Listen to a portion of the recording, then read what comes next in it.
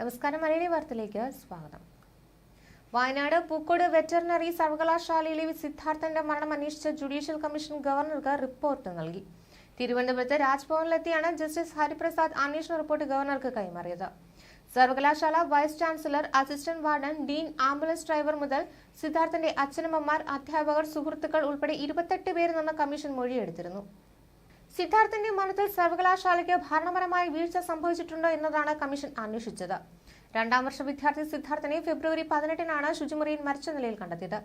അന്ന് മരണത്തിൽ ബന്ധുക്കൾ സംശയം പ്രകടിപ്പിച്ചിരുന്നു. UGCയുടെ ആന്റി റാഗിംഗ് സെല്ലിന് പരാതിയും കൊടുത്തു. പിന്നാലെ കോളേജിൽ റാഗിംഗ് സെൽ അന്വേഷണം നടത്തി. ആൾക്കൂട്ട വിചാരണയ്ക്കിരയായി എന്ന കണ്ടെത്തലിന് പിന്നാലെ SFI നേതാക്കൾ ഉൾപ്പെടെ 12 പേർക്ക് സസ്പെൻഷൻ നൽകി. പോലീസ് FIR തിരുത്തി റാഗിംഗ് നിരോധന നിയമവും ഗൂഢാലോചനയും ചേർത്തു. College union president K. Arun, SFI unit secretary Amal Isan എന്നിവരുടെ നേതൃത്വത്തിലാണ് റാഗിംഗ് എന്നായിരുന്നു കണ്ടെത്തൽ. പിന്നീട് കേസ് വിവാദമായതോടെയാണ് പോലീസ് കൃത്യമായ നടപടിയെടുക്കാൻ തയ്യാറായത്. ഒടുവിൽ സമ്മർദ്ദത്തിന് വഴങ്ങി സർക്കാർ കേസ് CBIക്ക് വിട്ടു. സിദ്ധാർത്ഥന്റെ മരണത്തിൽ മുൻ വൈസ് ചാൻസലർ MR ശശീന്ദ്രനെതിരെയാണ് ജുഡീഷ്യൽ കമ്മീഷൻ റിപ്പോർട്ട്. സിദ്ധാർത്ഥനെ SFI ഗുണ്ടകൾ മർദ്ദിക്കുന്ന സമയം VC ഓഫീസിൽ ഉണ്ടായിരുന്നുവെന്നും സമയബന്ധിതമായി നടപടിയെടുക്കുന്നതിൽ വീഴ്ച വരുത്തിയെന്നും ജസ്റ്റിസ് A. ഹരിപ്രസാദ് കമ്മീഷൻ ഗവർണർക്ക് നൽകിയ റിപ്പോർട്ടിൽ കുറ്റപ്പെടുത്തുന്നു. സംഭവത്തിന്റെ ഗൗരവം മനസ്സിലാക്കി VC ഇടപെട്ടില്ല എന്നും റിപ്പോർട്ടിൽ വ്യക്തമാണ്. MR ശശീന്ദ്രനെ ഗവർണർ നേരത്തെ പുറത്താക്കിയിരുന്നു. എല്ലാ കുറ്റവും ഡീനിന്റെ തലയിൽ വെച്ച് രക്ഷപ്പെടാനാണ് VC അന്ന് ശ്രമിച്ചത്.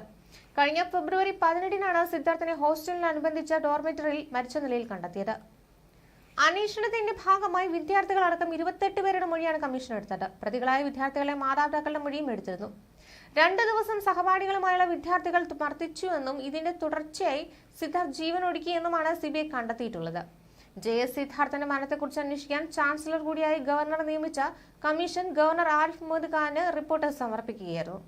മരണത്തെക്കുറിച്ച് അന്വേഷിച്ച CBI കുറ്റപത്രം ഹൈക്കോടതി നൽകിയതിന് പിന്നാലെയാണ് കമ്മീഷന്റെ റിപ്പോർട്ട്. മെയ് 29-നാണ് കമ്മീഷൻ പ്രവർത്തനം ആരംഭിച്ചത്. 3 മാസമായിരുന്നു റിപ്പോർട്ട് നൽകാൻ കമ്മീഷണർ നൽകിയ സമയം. 3 മാസം ജയിലിൽ റിമാൻഡിലായിരുന്ന വിദ്യാർത്ഥികൾക്ക് വ്യവസ്ഥകൾക്ക് വിധേയമായി ജാമ്യം അനുവദിച്ചിരുന്നു. കോടതിയുടെ ഉത്തരവിന്റെ അടിസ്ഥാനത്തിൽ ഏതാനും വിദ്യാർത്ഥികൾക്ക് പരീക്ഷ എഴുതുവാനുള്ള അനുമതിയും ലഭിച്ചു.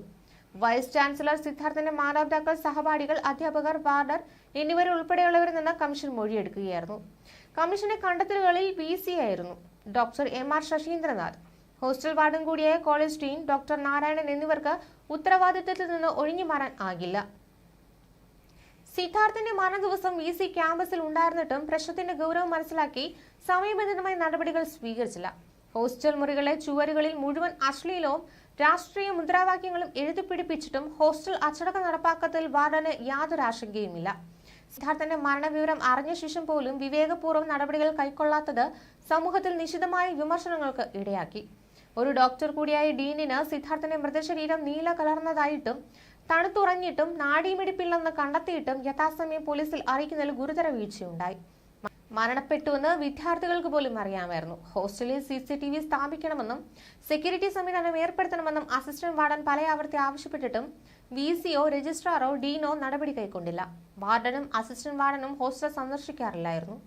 വിദ്യാർത്ഥികൾ നേരിട്ടുള്ള ചുമതല നൽകിയിട്ടുള്ള സ്റ്റുഡൻസ് അഡ്വൈസർമാർക്ക് വിദ്യാർത്ഥികളുമായി യാതൊരു ബന്ധവുമില്ല. ന്യൂസ് ഡെസ്ക്, മലയാളി വാർത്ത.